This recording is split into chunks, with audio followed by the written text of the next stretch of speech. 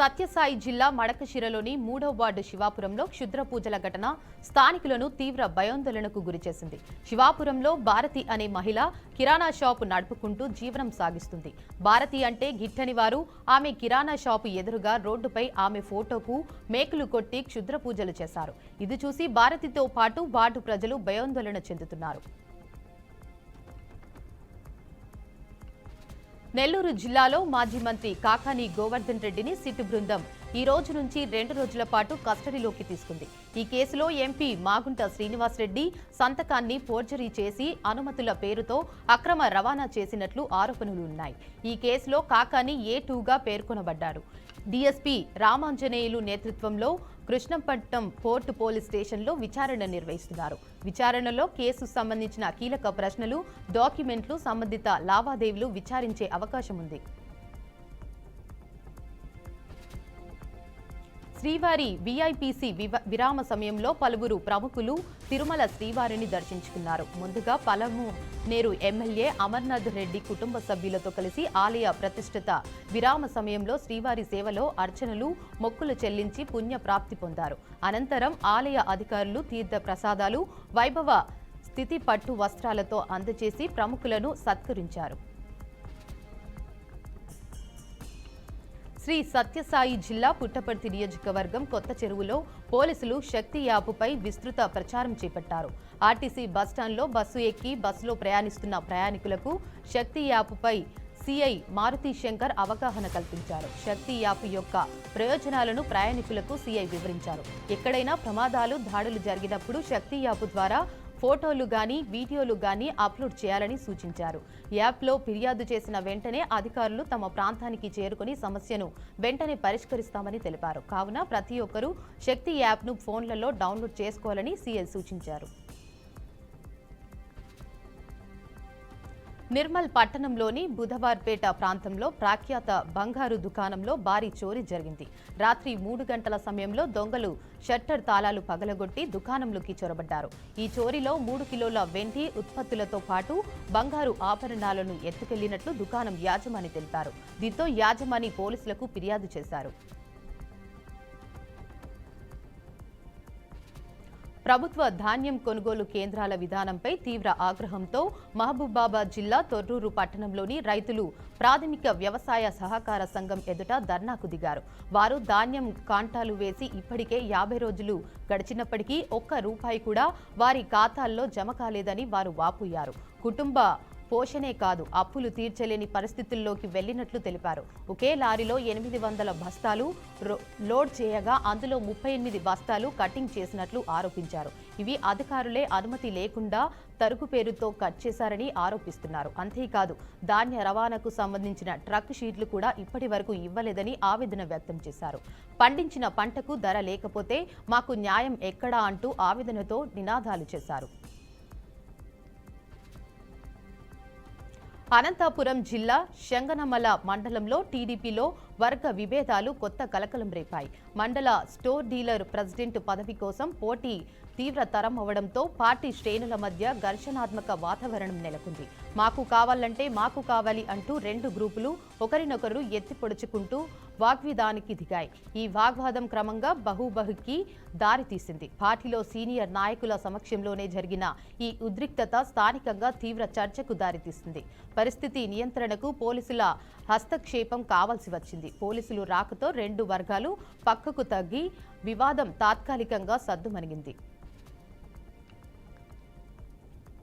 సిద్దిపేట జిల్లా గజ్వేల్ మండలం ధర్మారెడ్డిపల్లి గ్రామ శివారులో దారుణ హత్య చోటు చేసుకుంది.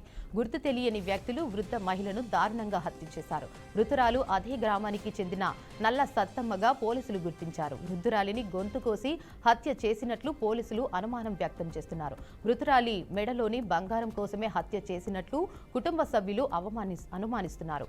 పోలీసులు కేసు నమోదు చేసి ప్రత్యేక బృందాలతో దర్యాప్తు ప్రారంభించారు.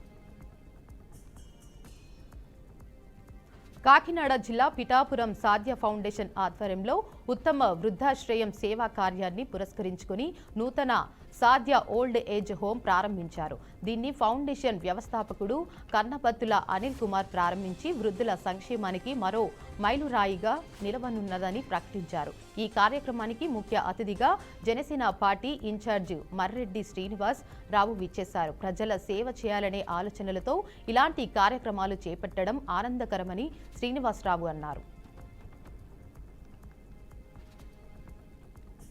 కాకినాడ జిల్లా తునిలో ఉదయం నుంచి ఎడతెరిపి లేకుండా వర్షం కురుస్తుంది. దీంతో లోతట్టు ప్రాంతాలు జలమయమయ్యాయి. దీంతో లోతట్టు ప్రాంతాలు పూర్తిగా వరద నీటితో నిండిపోయాయి.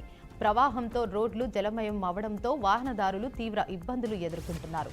పలుచోట్ల విద్యుత్ సరఫరా నిలిచిపోవడం ప్రజలు ఇబ్బందులు పడుతున్నారు.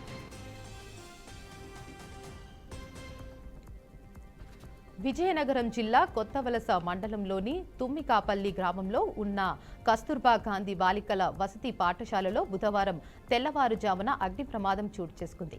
ఈ ప్రమాదం ఇంటర్ సెకండ్ ఇయర్ స్టోర్ రూమ్లో సంభవించినట్లు అధికారులు వెల్లడించారు.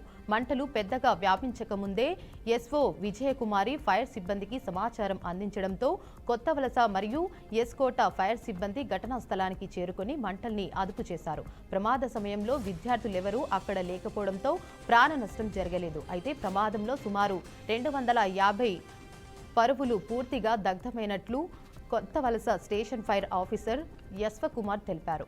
విద్యార్థుల భద్రతా పరంగా అధికారులు పటిష్ట చర్యలు తీసుకుంటున్నారని తెలిపారు. హైదరాబాద్ కూకట్పల్లిలో రోడ్డు ప్రమాదం చోటు చేసుకుంది. రోడ్డుపై ఆగి ఉన్న కారు నుండి మహిళ దిగుతుండగా ఒక్కసారిగా బొలెరో వాహనం ఆమెను ఢీకొట్టింది. ఈ ప్రమాదంలో మహిళ అక్కడికక్కడే మృతి చెందింది. దీనిపై పోలీసులు కేసు నమోదు చేసి దర్యాప్తు చేపట్టారు.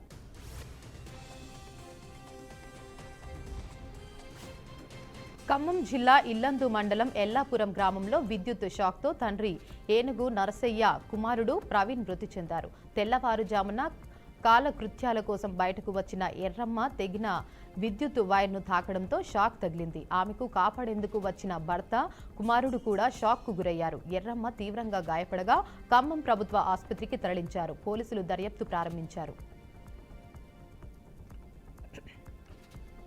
అల్లూరి జిల్లా జీకే వీధి మండలంలోని దామనపల్లి మండల పరిషత్ పాఠశాలలో విద్యా పరిస్థితులు ఆందోళనకరంగా మారాయి.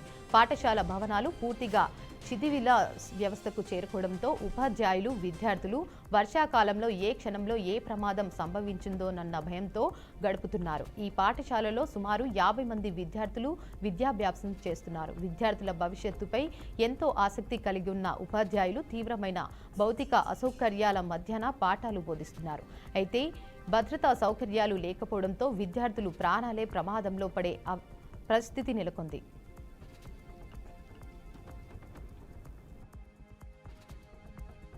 కృత్రిమ మేధ వినియోగం వల్ల టెక్ ఇండస్ట్రీలో ఉద్యోగాల కోతలు కొనసాగుతున్నాయి.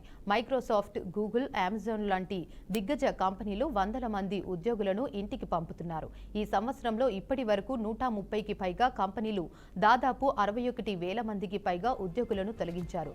ఇక ప్రముఖ టెక్ దిగ్గజం మైక్రోసాఫ్ట్ ఇప్పటికే వేలాది మంది ఉద్యోగులను తొలగించిన విషయం తెలిసిందే. తాజాగా మరో రౌండ్ లే ఆఫ్స్ కు సంస్థ సిద్ధమవుతున్నట్లు తెలిసింది.